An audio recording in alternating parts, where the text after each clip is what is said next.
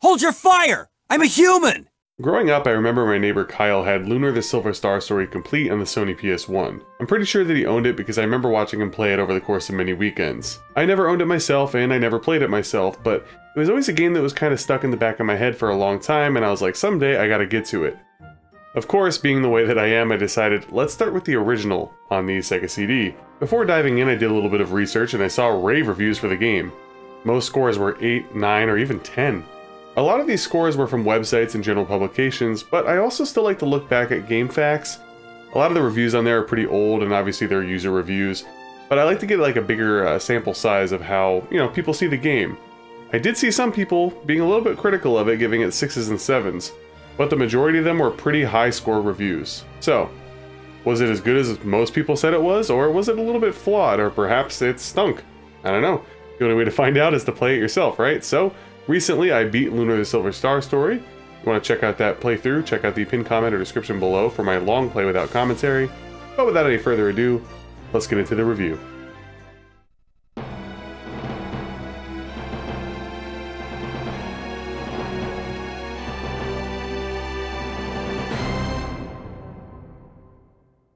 Lunar the Silver Star is a single-player RPG that was developed by Game Arts and published by Working Designs, released in North America on December 1st of 1993 for the Sega CD. While the game has been remade a few times for the PS1, Nintendo Game Boy Advance, and PSP, for the purpose of this review we are focusing solely on the original version of the game. The game takes place in the land of Lunar, a world that orbits a gigantic blue planet known as the Blue Star.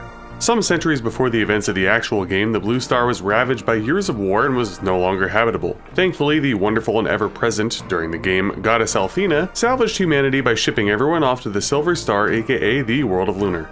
From there, 4 dragons were given the task to keep the elements in check in this new world. I mean, honestly, is it an RPG if the elements and/or crystals aren't involved in some capacity? The answer's no. Anyways. Humans that served Althena and harnessed the power of dragons were known as Dragon Masters. The most famous of all, a name that you will hear quite frequently throughout your playthrough, is Dragon Master Dyne. And this is where the main character of the game steps in. A 15-year-old boy named Alex from the small town of Berg with dreams of becoming an adventurer and Dragon Master himself. After embarking on a basic fetch quest with Ramus, son of the mayor, Luna, Alex's childhood friend and love interest, and Null, a small winged white cat-type creature, things take off and the journey unfolds. I'll let the rest of the story unfold for you from there. While playing through Lunar, I knew that I had an interesting review on my hands. Interesting in the sense because Lunar is a very innovative game. There are many standout features that make it so. However, I felt that in many instances these same standout features also had a negative edge to them. While compiling my thoughts on how to approach this review, I felt like it would be easiest to just kind of dive into the technical breakdown of the game and give all my thoughts on each instead of my typical negative roundup at the end. So let's get started. Graphically, Lunar the Silver Star is fairly decent. While playing on my analog Mega SG with a real Sega CD attachment, the game looked and ran very smoothly. The cutscenes that are littered throughout the game, like at the start, or when you first meet interesting characters, or during big events and so forth, are very vibrant, alluring, and they have a cutesy anime style. Where I feel like Lunar struggles a bit on the graphical front is in-game. They're decent, but not great. I wouldn't say they're overly intricate, nor is the color palette anything to pop off about. Sure, there are a few areas of the game that are quite engrossing, but I found that the majority of the game was very drab. Tons of browns, grays, dark blues, dark greens, and just in general that kind of washed out color scheme. Again, save from a few dungeons and places like the endgame. Aside from some gameplay mechanics, the sound to me is clearly the crown jewel of Lunar the Silver Star. The in-game music and sound effects have that very distinct Sega CD quality. There were a few tracks that really stood out to me. Those would consist of the Dragon Cave, which is typically the song that you'll hear while cave diving. The ominous nature of the Maribius sewers and places like the Weird Woods really create this foreboding and creepy atmosphere very well. And lastly, without going on forever, tracks like The Frontier help convey this very heavy, almost machine-like atmosphere. You could feel the metal and the rust. I'll link a soundtrack in the description below so you could poke around yourself and take a listen to the tracks that I mentioned, if you choose to do so. The voice acting that's present in the game isn't really that bad. So, little Alex became a Dragon Master. How endearing. You've come to fight for the soul of your dear Luna, but you're too late. I find that this general era, and even leaking over into the PS1/Sega Saturn era, much of the voice acting work is cringy. Sure, it's not like the voice acting in Lunar the Silver Star is Oscar-worthy or anything, but I didn't find myself wincing too many times with cringe, and I felt that it added an extra edge to the game. With all that being said, unfortunately, Lunar fell victim to the same thing as other great Sega CD RPGs, such as Shining Force CD, which I also reviewed and played through on my channel if you'd like to check that out, in the fact that, simply put, the soundtrack is limited.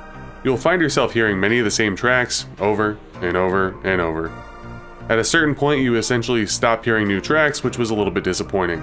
Although, don't get me wrong, I do understand that there are data limits on the CD itself, and it's not like other RPGs don't repeat tracks to the games as well. I'm just saying, it felt pretty repetitive as it went along. Thankful the quality of the tracks that are present, they're good. While Lunar is an RPG and a turn-based one at that, the controls are still something to discuss. I found that overall the inputs seemed pretty on point, and one of low-key my favorite features of the game was this sort of magnetize mechanic when it came to searching for items, moving around edges of walls and caves, and talking to NPCs. You could basically just be in the general vicinity of something, press a button, and then it will kind of initiate the search or the talk. This was actually quite useful, especially in dungeons, mazes, and caves, to kind of get yourself on rails from a slight distance to grab an item. Now, I'm not sure if that prevents you from actually getting into a battle or not, but it felt like it did for me. In general, I felt like this mechanic made things easier for me and just not harder. Overall, not too much to herald or complain about in the control department. But the gameplay and fun factor section, well, that's another story. I have lots of positives, middling bits, and negatives for all things gameplay and fun factor regarding Lunar the Silver Star. But first, let's start with the good. I enjoyed the battle formations and structure in Lunar. You basically have the ability to fight, flee, or ask Null for advice during battle.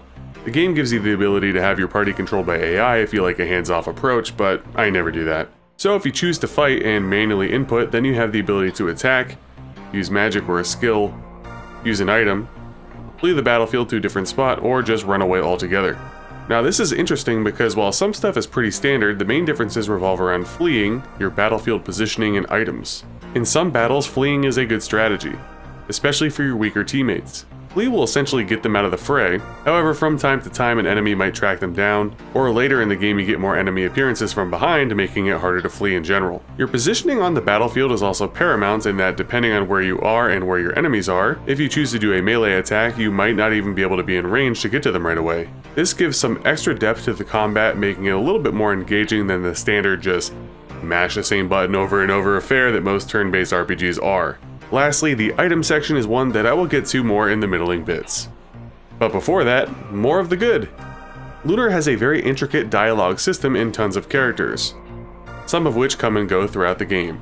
We already touched briefly on the main character Alex, the winged cat-like creature Null, Luna and Ramus, but you will also be joined along in your journey by Nash, a pretty brash budding magician of the city of Vane, Mia, much like Nash, a junior premier budding magician, also of Vane, Kyle, a brute womanizing bandit, and Jessica, a training priestess and the daughter of a very famous hero that you'll meet during the game.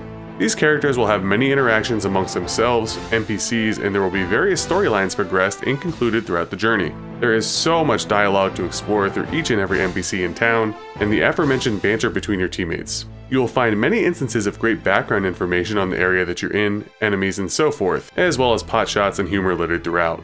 I'd be remiss if I did not mention that Lunar has pretty good character development, especially given the early age of this game where RPGs were really only starting to give that extra oomph to the characters, rather than just focusing on the tasks at hand. Surprisingly, Lunar the Silver Star does not have any inns. Yes, a pretty standard RPG trope at this point, resting at an inn to fully heal, well, in Lunar it's just not present. What Lunar does to supplement this is it puts healing stones, magic replenishment areas, and Althena temples, which refills both your HP and MP, throughout the world. I actually very much enjoyed this as I felt like they were well littered throughout the overworld and it helped me with some grinding experiences. In general, it was a different take and one that I applaud them for making. Another great thing about Lunar is you could basically save almost anywhere. I really mean it. I didn't even realize until halfway through the game that you could pretty much just save in almost every dungeon as well. I'm so used to just being able to save on the overworld or having to use some kind of save item or resting at an inn, which clearly aren't in this game. But yeah, it's pretty cool. It's very useful, especially for those that play unlimited time, and that way you don't have to fight, claw, and scrounge your way to get to that save point. Now, onto the middling affairs for Lunar the Silver Star. While I mentioned that the dialogue, characters, and character developments were part of the good, they are not without their flaws. Lunar has a habit of utilizing dialogue chains meaning that you might be told to go talk to somebody, you'll then run through the dialogue and nothing happened. Well, you better get in the habit of double talking to people, sometimes triple talking, especially to those of importance, because sometimes you won't be able to progress a story unless you do so. I found that to be kinda confusing and annoying at times, especially towards the beginning, but I guess it's not bad enough to be like, yeah, this sucks and is a complete negative, you know what I mean? More on the dialogue front, I mentioned that I enjoy the goofy dialogue, banter, and dialogue options. With that being said, it can be overwhelming. If you're a completionist like me and want to explore every nook, cranny, and NPC of a town, you might be there a while. There are tons of NPCs with tons to talk about. Sometimes even 3 or 4 screens of dialogue per person in a town that might have, let's say, 15 people. I think they could have stood to lower it just a little bit. And going back to the goofy and joke dialogue, while it was refreshing, I will admit that over time it became a bit tiresome. In fact, I would say this borders on a net negative, but I'm keeping it here in the middling area for now. There simply is just way too much goofy dialogue and joking going on. It sort of breaks your immersion at times. For example, almost every single word that comes out of Kyle's mouth is just not serious. There's towns where people are being creeps and hitting on all the women and just... those are just some of the examples. As I said, over time it gets really tiresome. It's immersion breaking and just feels out of place. Touching back on an earlier topic regarding the items in battle. So yeah, you can use items in battle. However, said items need to be equipped outside of battle before you could use them inside of battle. So just because you have a bunch of herbs in your inventory, if they aren't actually equipped to a character, you cannot use them in battle, which can be a bit annoying to some. And unfortunately for me, I learned this the hard way during the first boss of the game, not being able to replenish my magic, and then having to reset and play about 10 to 15 minutes over again.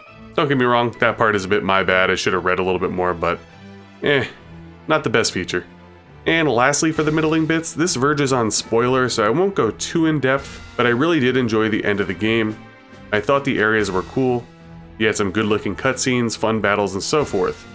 But goodness gracious, the ending was so abrupt. I legit was just like, wait, that's it? Not gonna lie, it bummed me out slightly. Thankfully, the events leading up to that were pretty sick. Alright, now finally on to the negatives, and thankfully I don't have too many of these. Lunar the Silver Star can definitely be a bit grindy. There will be times where you need silver to buy weapon upgrades, as well as times where you just need levels. I didn't have any issues with the game on a difficulty level because I kinda put my boomer grinding shoes on and didn't have a care in the world. But I gotta admit that Lunar can be pretty grindy.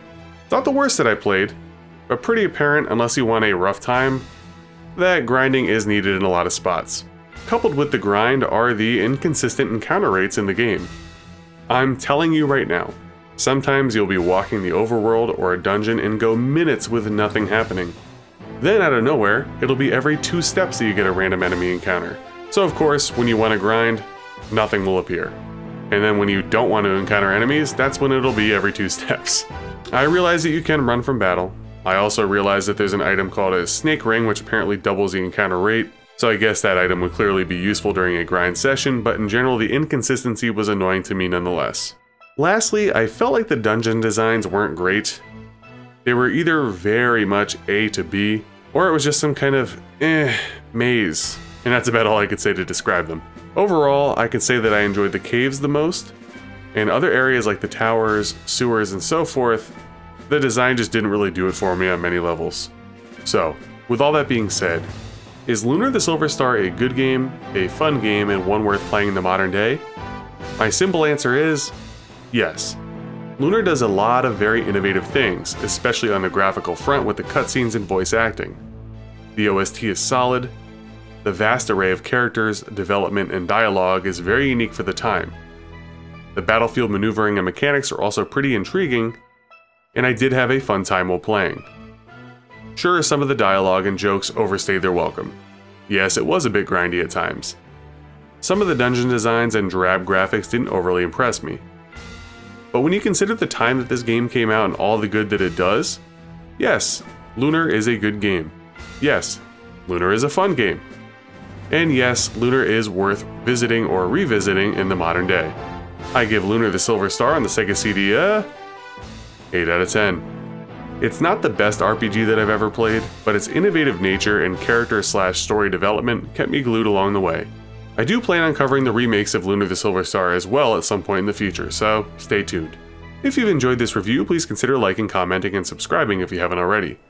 I do my best to reply to all comments on all videos, and if you'd like to watch my long play, first ever playthrough without commentary of Lunar, check out the pinned comment or description below. Take care.